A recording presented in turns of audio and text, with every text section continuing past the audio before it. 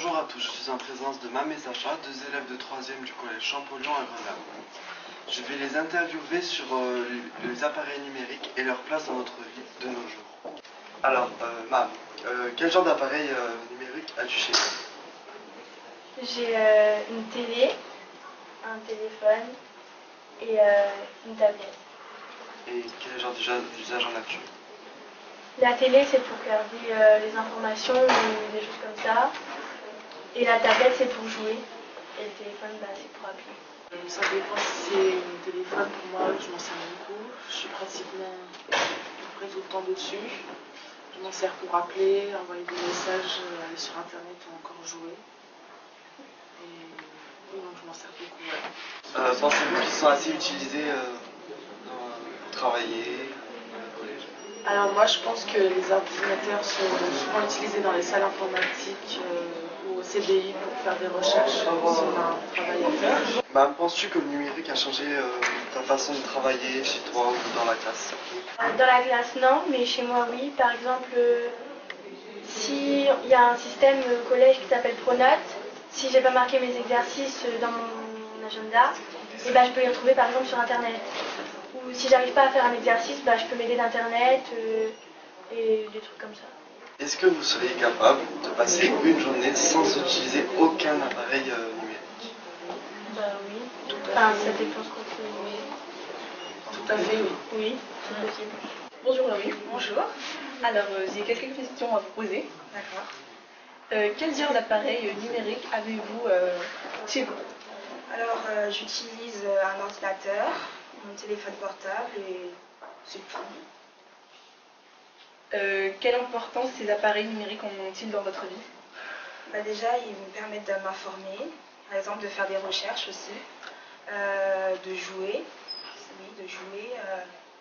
Après, ils n'ont pas une très grande importance dans ma vie puisque je peux m'en passer. Mais oui, je pense qu'ils sont très importants de nos jours. La plupart du temps, c'est pour, comme j'ai dit, pour faire des recherches, pour travailler, pour m'informer aussi. De plus en plus de jeunes aussi vont sur les réseaux sociaux, donc c'est ce que je fais aussi. Donc, voilà. Seriez-vous capable de passer une journée sans appareil? Ah oui, complètement. Il n'y a pas longtemps, je n'avais plus de téléphone portable. Donc je m'en suis passée pendant 5 mois, je crois.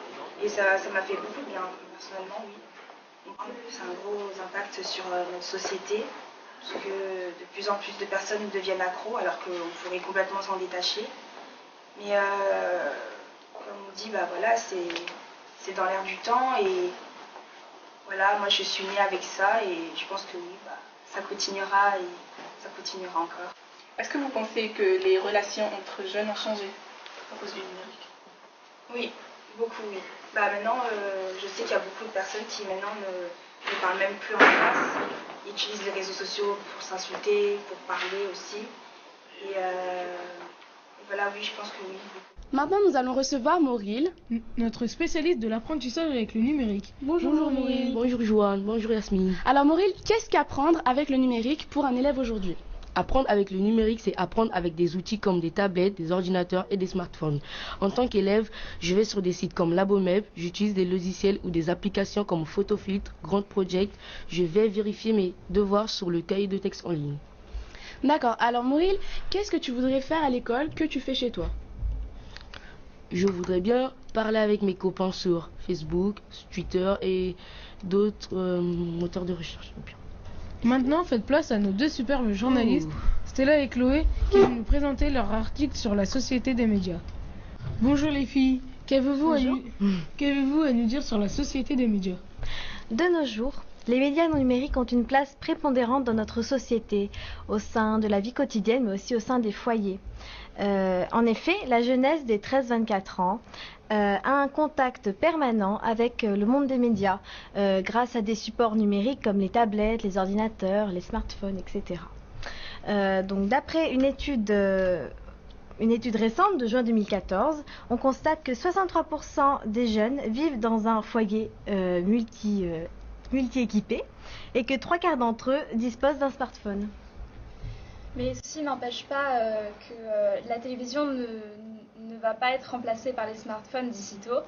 En effet, son utilisation est tout aussi fréquente qu'il y a quelques années. Ce phénomène peut être expliqué de manière très simple. On a par exemple dans la nature des espèces qui s'adaptent les unes aux autres. Et les médias agissent de la même façon, ils vivent en interaction. Et c'est une forme de coévolution. Ainsi, nous avons les télévisions qui s'adaptent avec l'accès à Internet, avec l'accès à la vidéo à la demande. On a la presse qui s'invite sur les smartphones avec les différentes applications. Et on a aussi la radio qui est filmée et les vidéos sont mises en ligne. Merci les filles. Merci beaucoup. Merci. Une autre équipe de nos reporters se sont intéressés à découvrir les traces du numérique dans la ville. Le numérique s'est propagé dans différents lieux, comme les bibliothèques, avec les CD, les DVD et les clés USB.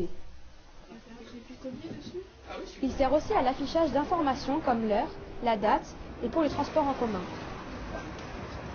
Ou même les horaires de cinéma, mais aussi pour la sécurité. Donc actuellement, je suis en train de poser un système d'alarme pour protéger la médiathèque. Et je fais partie de la société TLM. Donc je rajoute des détecteurs d'intrusion pour protéger tout le bâtiment.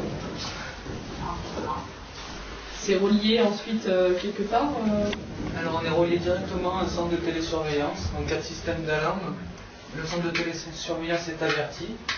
Et par la suite, soit ils déclenchent une intervention, soit ils avertissent le directeur de l'établissement. Certaines villes ont utilisé le numérique de façon écologique.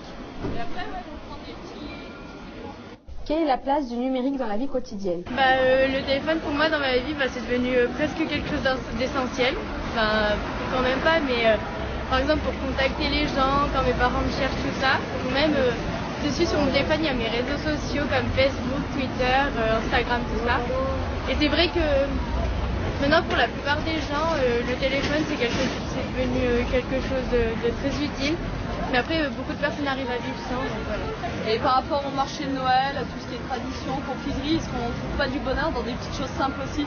Si, aussi, mais c'est différent. Et je compte par exemple, j'ai 2 lettres pour le 1, le reste après c'est pas sur le 3, du coup je prends uniquement celle-là, et moi ici.